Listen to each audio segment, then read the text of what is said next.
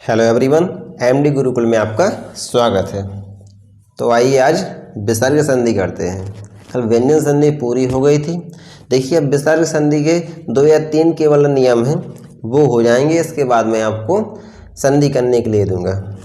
तो आइए देखते हैं। देखिए विसर्ग संधि है क्या? विसर्ग संधि जिसमें विसर्ग के साथ स्वर या व्यंजन का मेल होता है, यानी विसर्ग के साथ मेल होने के कारण इसे विसर्ग संधि कहा जाता है। इससे संबंधित नियम देखिए, इसमें पहला नियम है विसर्ग का ओ हो जाना। तो देखिए विसर्ग के पहले आ, यदि विसर्ग के पहले आ आता है और इसके बाद प्लस में किसके साथ योग होता है? आ के साथ योग होता है, या प्रत्येक वर्ग का तीसरा वर्ण, चौथा वर्ण या पांचवा वर्ण या अंतस्थ या फिर हा के साथ मेल होने पर विसर्ग का ओ हो जाता है। ठीक है, विसर्ग का ओ हो जाता है। तो याद रखना है इस प्रकार, यदि विसर्ग के पहले आए और उसके बाद यानी प्लस में आ या प्रत्येक वर्ग का तीसरा वर्ण या चौथा वर्ण या पांचवा वर्ण या अंतस्थ व्यंजन या फिर हा हो तो विसर्ग का ओ हो जाता है। ठीक है, ये है विसर्ग का ओ हो जाना। देखिए इससे संबंधित एग्जाम्पल देखेंगे। देखिए जैसे कि मनः धन अनुकूल, इसमें देखिए विसर्ग के पहले क्या है? नाम है आ है। तो विसर्ग के पहले आ यदि हो और उसके बाद आ जाए, देखिए यहाँ पर आ है तो क्या हो जाएगा? आहा का ओ बन जाएगा, यहाँ पर ओ हो गया, यानी मनः धन अनुकूल हो जाएगा मनोनुकूल। अब देखिए यहाँ पर पा में आहा लगा हुआ है, यानी कि आहा विसर्ग के पहले आ है और उसके बाद क्या है? उसके बाद है भा। और भा कौन सा वर्ण है? पा फा वा भा, चौथा वर्ण। जब भी आहा का मेल चौथे वर्ण के साथ होता है तो आहा ओ में बदल जाता है। इसमें देखिए हो जाएगा तपोभूमि। अब देखिए पा, इसमें आहा लगा हुआ है। जब आ का मेल वा के साथ होगा, वा कौन सा वर्ण है? वह पा फा वा तीसरा वर्ण है। तीसरे के साथ, चौथे के साथ, पांचवें के साथ लिखा हुआ है ना पीछे, मैंने अभी बताया आपको। होने पर आहा ओ में बदल जाता है, तो आहा की जगह ओ हो जाता है, हो जाएगा तपाधन वल तपोबल। ठीक है, अब देखिए यहाँ पर आहा, आहा का मेल जब होता है धा के साथ, ता था दा धा, ठीक है, यानी कि ता वर्ग का चौथा वर्ण है, चौथे के साथ करते हैं तो आहा ओ में बदल जाता है। तो याद रखना है आपको। ठीक है, जब भी विसर्ग के पहले आ का मेल विसर्ग के बाद आने वाले आ, तीसरा वर्ण, चौथा वर्ण, पांचवा वर्ण या अंतस्थ व्यंजन या रा लावा या फिर हा के साथ होता है तो आहा ओ में बदल जाता है, याद रखिए। अब देखते हैं अगला नियम। विसर्ग के पहले छोटा आ, बड़ा आ को छोड़कर कोई दूसरा स्वर हो। ठीक है, यानी छोटा आ और बड़ा आ नहीं आना चाहिए। यदि छोटा आ आएगा तो उसके साथ दूसरा यदि कोई वर्ण मिलेगा तो क्या आएगा? ओ होगा। यदि छोटा आ और बड़ा आ के अलावा कोई आए और उसके साथ आ उ और तीसरा वर्ण, चौथा वर्ण, पांचवा वर्ण या अंतस्थ व्यंजन या फिर अंतस्थ व्यंजन का मेल हो तो विसर्ग का रा हो जाता है। ठीक है, तो इस प्रकार आपको याद रखना है, यदि विसर्ग के पहले आए और उसका मेल तीसरे, चौथे, पांचवें अंतस्थ व्यंजन या हा के साथ या आ के साथ होता है तो ओ आता है, और आ और बड़ा आ के अलावा कोई आए और इनके साथ मेल होगा तो फिर रा आता है। ठीक है, इससे संबंधित एग्जाम्पल देखेंगे। देखिए निधन आशा, इसमें देखिए छोटा और बड़ा तो है नहीं है, छोटी की मात्रा है नाम में लगी हुई है। इसके बाद आहा आया हुआ है, इसका मेल बड़ा आ के साथ करेंगे तो आहा का रा हो जाएगा, यानी हो जाएगा निधन आशा निराशा। देखिए अगला निधन धन, यहाँ धा, धा ता था दा धा, ता वर्ग का चौथा वर्ण है। जब भी जो विसर्ग के पहले वर्ण आया हुआ है आ और बड़ा आ के अलावा उसका मेल चौथे के साथ करते हैं तो आहा का रा हो जाता है, यानी हो जाएगा निर्धन। अब देखिए निधन जन, जन चा छा जा तीसरा वर्ण है तो आहा के पहले क्या आया हुआ है? ई, तो छोटी ई का मेल जब जा के साथ करते हैं बीच में आहा रहेगा तो आहा का रा हो जाता है, ठीक है, हो जाएगा निर्जन। दूधन उपयोग, यहाँ पर देखिए छोटा ऊ है यानी आ और बड़ा आ तो है नहीं है ना, तो विसर्ग के पहले छोटा ऊ का मेल जब ऊ के साथ करेंगे तो हो जाएगा आहा का रा, हो जाएगा दुरुपयोग, ठीक है। इस प्रकार लिखा जाएगा दुरुपयोग। तो यहाँ पर रा में ऊ की मात्रा चढ़ जाएगी इसमें, ठीक है, लेकिन रा आधा है, ये याद रखना है आपको। अब देखेंगे विसर्ग का सा हो जाना, ठीक है, 3 ही नियम इसमें हैं बस, और बकाया 1-2 और हैं, उसको आपको पढ़ना नहीं है, आना होता है तो इसी में से आ जाता है। वैसे विसर्ग संधि से संबंधित क्वेश्चन बहुत कम आते हैं, अधिकतर स्व संधि के जो भेद हैं उसी से क्वेश्चन पूछता है, वो उसी में घुमाता रहता है, या फिर व्यंजन संधि में ता संबंधी नियम आते हैं, ठीक है। तो विसर्ग को लेकिन आपको पढ़ के जाना है जिससे कि पेपर में यदि आ भी जाए तो बन जाए। देखिए विसर्ग का पहला स्वर प्लस चा छा सा हो तो विसर्ग का सा हो जाता है। तो विसर्ग के पहले यदि कोई स्वर है और इसका मेल चा छा सा के साथ हो तो विसर्ग का सा हो जाएगा। देखिए इससे संबंधित एग्जाम्पल देखेंगे हम। देखिए यहाँ विसर्ग लगा हुआ है और विसर्ग के पहले क्या है, स्वर है, छोटी ई है ना, छोटी ई स्वर कहलाता है, ठीक है। तो विसर्ग के पहले यदि कोई स्वर है और उसके बाद यदि चा छा सा में से कुछ है, यहाँ पर देखिए सा है तो इसके साथ होने पर विसर्ग का मेल विसर्ग की जगह सा हो जाता है, ठीक है। कौन सा, सलजम वाला सा हो जाता है, इसीलिए इसे कहते हैं सा संबंधी नियम। यहाँ पर देखिए दाम में छोटा ऊ की मात्रा लगी हुई है, इसके बाद आहा है यानी विसर्ग है, तो विसर्ग के पहले क्या है, स्वर आया है छोटा ऊ, तो इसका मेल जब सा के साथ करेंगे तो विसर्ग सा में बदल जाएगा, सलजम वाले सा में हो जाएगा दुस्शासन, ठीक है। यहाँ पर निहिरन छल निश्चल, ठीक है। ये छोटे से नियम थे, आपके कंप्लीट हो गए हैं। अब देखिए आपके सामने क्वेश्चन आएंगे तो क्वेश्चन की जवाब आपको देना है। पेन और कॉपी निकाल कर रख लीजिए, करते जाइएगा, उसके बाद मैं संधि विच्छेद या संधि करके बताऊंगा तो आपको करना है, एक एक करके क्वेश्चन आएंगे। देखिए प्रत्येक का संधि विच्छेद है, तो पहले बताइए कि प्रत्येक जो है, प्रत्येक में संधि कौन सी है। तो प्रत्येक में देखिए या के पहले आधा ता आया हुआ है और यहाँ पर एक ही मात्रा भी है, तो कौन सी हो सकती है, देखिए गुण भी हो सकती है और या के पहले आधा ता आया है तो यण भी हो सकती है, लेकिन पहचानिए कैसे हम। तो देखिए पहले गुण संधि में जो नियम होता है ए का संधि विच्छेद करके देखते हैं हम, बनता है या नहीं बनता है। जब भी इस प्रकार से कोई शब्द आ जाए उसमें आप कंफ्यूज हो जाए तो आपको संधि विच्छेद करना है। फिर देखिए यहाँ पर ए है तो ए टूटेगा, तो ए किस में टूटता है, आ प्लस ई में, तोड़कर देखिए प्रत्यधन एक, क्या प्रत्य कोई शब्द होता है, एक कोई शब्द होता है, नहीं होता है। अब देखिए यण संधि का जो नियम है उसमें क्या होता है, उसमें या टूटता है, किसमें, ई और आ में टूटता है, तो उस प्रकार तोड़कर देखिए हो जाएगा प्रति, यहाँ ता में छुट्टी की मात्रा लग जाएगी प्लस एक, क्योंकि यहाँ पर एक ही मात्रा है, यदि एक ही मात्रा ना होती तो आता, प्रति भी एक होता है, एक मीन्स भी एक होता है, ठीक है। तो देखिए दोनों ये शब्द हैं, तो इसका मतलब कौन सी संधि होगी इसमें होगी यण संधि। यण संधि का नियम क्या होता है, या रा वा के पहले आधा अक्षर आता है। जिसने भी संधि में देखा नहीं है तो वो पहले लेक्चर जाकर देख सकता है, जो प्ले लिस्ट में वीडियो सब पड़ी हुई हैं, उसमें मैंने बहुत अच्छी तरह डिटेल में पूरी संधियों को करवाया है। तो देखिए यहाँ पर संधि विच्छेद क्या होगा इसका, प्रतिधन एक, पहला वाला सही है।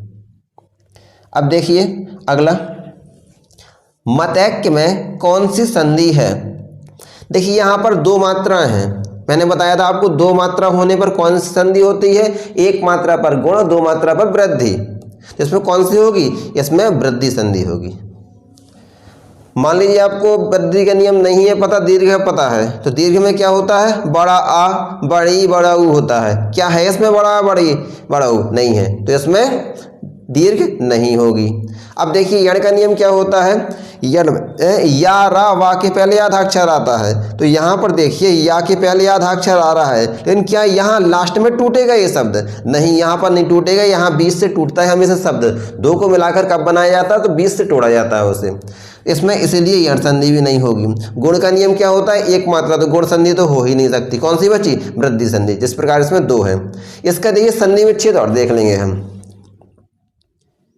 देखिए आय, आय किससे मिलकर बनता है, आ प्लस ए, इस प्रकार देखेंगे हम, आ और ए। इसमें आपका देखिए बड़ा आ भी हो सकता है, इसमें आय भी हो सकता है, क्योंकि छोटा आ प्लस आय मिलकर ए मिलकर भी आय बनता है, छोटा आ प्लस आय मिलकर भी आय बनता है, बड़ा आ प्लस ए मिलकर भी आय बनता है, और बड़ा आ प्लस आय मिलकर भी आय ही बनता है। तो देखें किस प्रकार टूटेगा। इसमें आ प्लस ए करना है, तो इसमें मत प्लस एक, यहां पर देखिए मत तो यहां सही है, यहां लेकिन एक के कोई शब्द नहीं होता है जी, आपको याद करना पड़ेगा। इसमें आय की मात्रा होती है, यानी कि होता है ऐक्य। जो मत में एक समान हो उसे कहते हैं मतैक्य, ठीक है। तो आय की मात्रा आती है इसमें। अब देखिए अगला, नायक में प्रयुक्त संधि का नाम है, तो बताइए सभी लोग नायक में कौन सी संधि है, बताइए जल्दी से, कमेंट बॉक्स में बता सकते हैं आप लोग। इसमें देखिए अब 3 अक्षर हैं, 3 अक्षर और बीच में या है, किसका नियम है, ये अयादि संधि का नियम है। जब भी 3 अक्षर हो और बीच में या फिर वा हो, तो वो उसमें अयादि संधि होती है। इसलिए देखिए यहाँ पर अयादि कहाँ है, तो देखिए अनादि नहीं, यहाँ पर अयादि मिसप्रिंट हो गया, अयादि यही सही है। दीर्घ का क्या नियम होता है, बड़ा बड़ी बड़ाऊ होना चाहिए। गुण का क्या होता है, एक मात्रा होनी चाहिए। वृद्धि का क्या होता है, 2 मात्रा होनी चाहिए। तो कौन सी होगी, अयादि। बताइए समय लग रहा है इसमें, नहीं लग रहा है ना समय। तो इसी प्रकार से क्वेश्चन आते हैं आपको, और संधि पहचानना है तो यही नियम लगाना है, आपको तुरंत सॉल्व हो जाएगा सेकेंडों में। अब देखेंगे हम यद्यपि में प्रयुक्त संधि का नाम है। यद्यपि देखिए लिखेंगे ऐसे इस प्रकार से, यद्यपि। अब तो आप बता सकते हैं कौन सी संधि होगी। देखिए गुण संधि, अच्छा मान लीजिए आपको पता नहीं है कौन सी संधि होगी, तो देखिए यहाँ पर गुण संधि में एक मात्रा होती है, तो ये गुण संधि नहीं हो सकती जी। अनादि नहीं, मिसप्रिंट है, अयादि। अयादि हो सकती है, मान लीजिए हमें पता नहीं है अयादि होगी कि नहीं होगी, आगे बढ़िए। यण संधि, देखिए अयादि का क्या नियम होता है, अयादि का होता है 3 अक्षर हो और बीच में या फिर वा हो। देखिए इसमें कितने अक्षर हैं, 3.5 अक्षर हैं, और अयादि संधि में कभी आधा आधा नहीं आता है, इसमें 3 अक्षर पूरे होते हैं, ठीक है। तो अयादि भी नहीं होगी। अब देखिए यण संधि, यण संधि मान लीजिए हमें मालूम नहीं है क्या नियम है, तो देखिए दीर्घ संधि। दीर्घ संधि में क्या होता है, बड़ा बड़ी बड़ाऊ होता है बीच में, तो है यहाँ पर क्या बड़ा बड़ी बड़ाऊ नहीं है, तो यहाँ पर दीर्घ भी नहीं हो सकती है। अब देखिए यण का क्या नियम होता है, यण में या रा वा के पहले आधा अक्षर होता है। देखिए यहाँ पर या आया हुआ है और या में आधा दा लगा हुआ है आगे, तो या के पहले आधा अक्षर है, इसका मतलब कौन सी होगी, अन्वय का संधि विच्छेद। देखिए कैसे होगा, बताइए पहले इसमें संधि कौन सी है। तो देखिए दीर्घ का क्या नियम होता है, दीर्घ में बड़ा बड़ी बड़ाऊ होता है, तो दीर्घ नहीं है। दूसरा गुण संधि, गुण संधि में क्या होता है, एक मात्रा होती है, तो गुण संधि भी नहीं है। वृद्धि संधि में 2 मात्रा होती हैं, तो वृद्धि भी नहीं है। और यण संधि में क्या होता है, या रा वा के पहले आधा अक्षर आता है, तो यहाँ पर देखिए बा के पहले आधा ना आया हुआ है, यानी कौन सी संधि होगी इसमें, यण संधि होगी। मैं इसलिए आपको दोहरा देता हूँ जिससे कि आपके दिमाग में ये चीज़ बैठ जाए, जिससे कि आपको संधि में कभी भी दिक्कत ना पड़ेगी और पेपर में तुरंत आंसर आएगा। देखिए यहाँ पर, अब देखिए वाह किससे मिलकर बनता है, उ प्लस आ। यानी टूटेगा किस में बा टूटेगा ऊ में और आ में। अब देखिए ऊ किस में लगा हुआ है, यहाँ पर इसमें ऊ है और यहाँ पर आ है। यहाँ पर बड़ा आ है तो इसमें बड़ा आ तो है नहीं है, ये वाली नहीं होगी। इसमें बड़ा ऊ हो सकता है लेकिन बड़ा ऊ होता नहीं है अनु में। छोटा ऊ का मतलब होता है अनु, अनु का मतलब अनुसरण करना, ठीक है। तो इसमें छोटा ऊ आएगा। यहाँ पर छोटा ऊ है लेकिन बड़ा आ है यहाँ पर, ये भी नहीं होगा, ये नहीं होगा, ये नहीं होगा, ये नहीं होगा। कौन सा बचा? पहला वाला, तो पहला वाला होगा, ठीक है। तो अन्वय का संधि विच्छेद क्या होगा? अनु प्लस अय। अब देखेंगे हम यथार्थ में कौन सी संधि है। देखिए यथार्थ, यहाँ पहले देखिए शुरुआत करिए वृद्धि से। वृद्धि का क्या नियम है? वृद्धि का नियम होता है दो मात्राएं हैं। दो मात्रा है इसमें, बताइए। नहीं दिख रही है दो मात्रा, तो वृद्धि नहीं होगी। यण, यण का क्या नियम होता है? या रा वा के पहले आधा अक्षर होना चाहिए, है यहाँ पर नहीं है, तो यण भी नहीं होगी। अब देख गुण का क्या नियम होता है? गुण का नियम होता है एक मात्रा या फिर रा की रकार। देखिए इसमें रा की रकार है तो इसमें गुण संधि हो सकती है। अभी आप डेफिनेट नहीं कह सकते हैं। यहाँ पर दीर्घ संधि, दीर्घ संधि क्या नियम है? होता है बीच में बड़ा आ, बड़ी ई और बड़ा ऊ आ जाए। तो देखिए यहाँ पर बड़ा आ है तो वृद्धि दीर्घ हो सकती है। अब देखें गुण और दीर्घ में हम, तो देखिए पहले हम गुण में चेक कर लेते हैं क्या होता है। यहाँ पर गुण यदि होगी तो किस प्रकार संधि विच्छेद होगा? यथा धन री और था, क्योंकि आ प्लस री मिलकर क्या बनता है गुण संधि में? आर बनता है। तो यहाँ पर देखिए ये तो हो नहीं सकता है, ये कोई भी शब्द नहीं है। यथा तो आपका सही है लेकिन ये आपका कोई शब्द नहीं है, तो इसमें गुण नहीं होगी। अब देखिए दीर्घ का एग्जाम्पल देखेंगे हम तोड़कर, तो ये देखिए यथा धन अर्थ। देखिए इसमें यथा का मतलब जैसे होता है जैसा, तो यथा भी सही है और अर्थ भी होता है एक शब्द, तो यही सही है। यथा धन अर्थ हो जाएगा यथार्थ, यानी कि बड़ा प्लस छोटा मिलकर बड़ा हो रहा है। कौन सी संधि होगी इसमें? दीर्घ संधि हो जाएगी। अब देखिए प्रत्युत्तर का सही संधि विच्छेद है। यहाँ पर संधि पहले पहचानेंगे हम, तो कौन सी संधि होगी? दीर्घ में बड़ा ऊ होता है, बड़ा होता है, बड़ी होता है, नहीं है इसमें।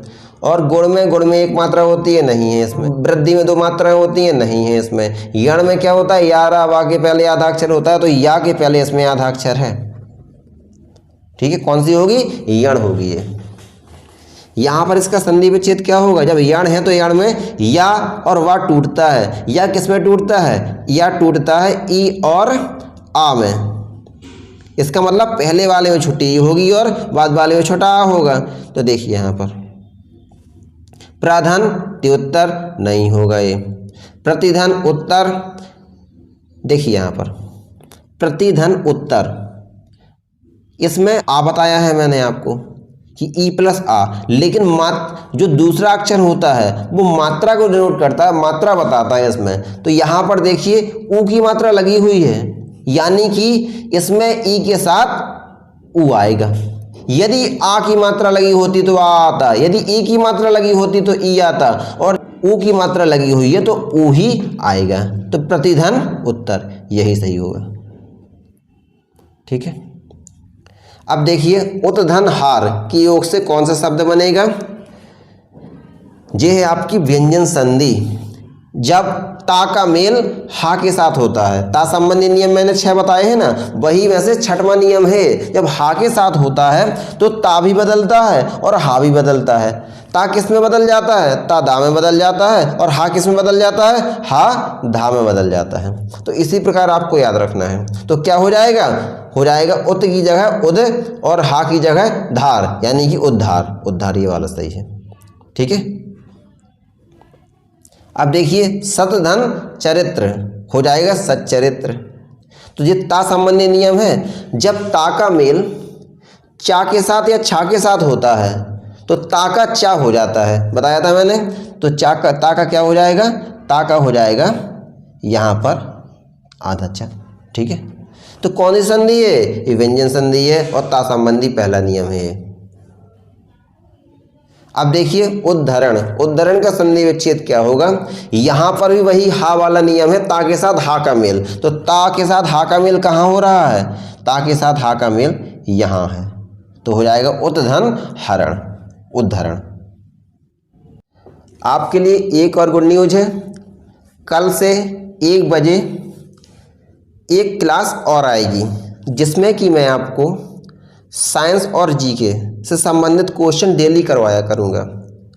जो एनटीपीसी और ग्रुप डी के लिए समझिए रामबाण है। देखिए खान सर द्वारा डिसाइडेड क्वेश्चन है इसमें, और खान सर तो टीचर लाइन में भगवान है समझिए, तो इतने टैलेंटेड है। इन्हीं ने एक बुक निकाली है जो रेलवे से संबंधित क्वेश्चन की है, जिसमें प्रीवियस ईयर क्वेश्चन है और प्रैक्टिस सेट है। तो डेली के डेली में क्वेश्चन आपको करवाऊंगा, और केवल ये एनटीपीसी और ग्रुप डी के बस के लिए नहीं है। देखिए एनटीपीसी ग्रुप डी के लिए तो ये रामबाण है समझिए, इससे बाहर नहीं जाएगा कुछ भी। लेकिन अदर एग्जाम के लिए भी, उसमें भी तो जीके आती है, उसमें भी तो साइंस आती है अदर एग्जाम में, तो अदर एग्जाम के लिए भी ये बहुत ज़रूरी किताब है। तो मैं विद एक्सप्लेनेशन के सभी क्वेश्चन इसके करवाऊंगा। तो डेली दोपहर में 1 बजे इस क्लास को जरूर ज्वाइन करें और इसे शेयर करते रहें, जिससे और भी लोगों को इसका लाभ हो। आज के लिए इतना ही। कल आपका होगा समास, ठीक है? समास को बहुत सरल भाषा में बताऊंगा मैं, जिससे कि दिमाग में आपके तुरंत बढ़ जाएगा। तो आज के लिए इतना ही, धन्यवाद।